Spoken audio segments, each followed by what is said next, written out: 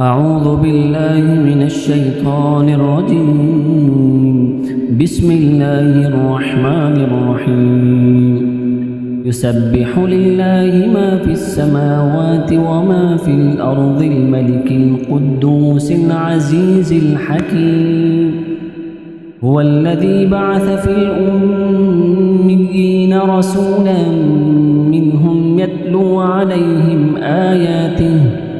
يتلو عليهم آياته ويزكيهم ويعلمهم الكتاب والحكمة وإن كانوا من قبل لفي ضلال مبين.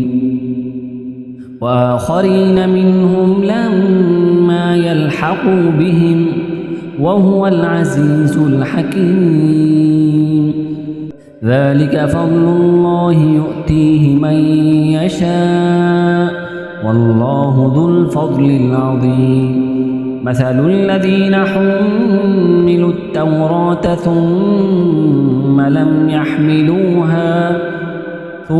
لم يحملوها كمثل الحمار يحمل أسفارا.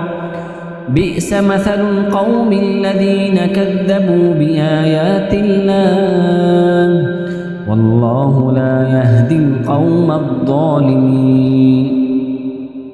قل يا أيها الذين هادوا إن زعمتم أنكم أولياء لله من دون الناس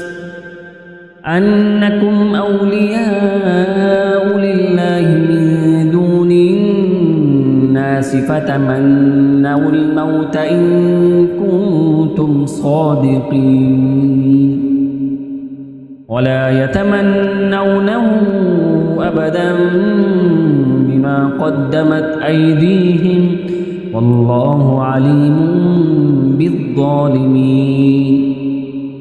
قل إن الموت الذي تفدون منه فإنه ملاقيكم ثم تردون إلى عالم الغيب والشهادة فينبئكم بما كنتم تعملون. يا أيها الذين آمنوا إذا نودي للصلاة من يوم الجمعة فاسعوا إلى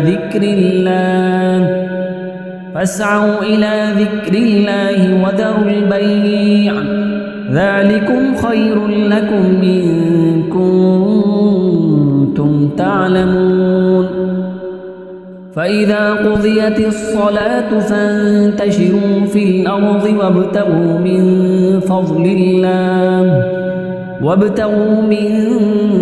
فضل الله واذكروا الله كثيرا لعلكم تفلحون.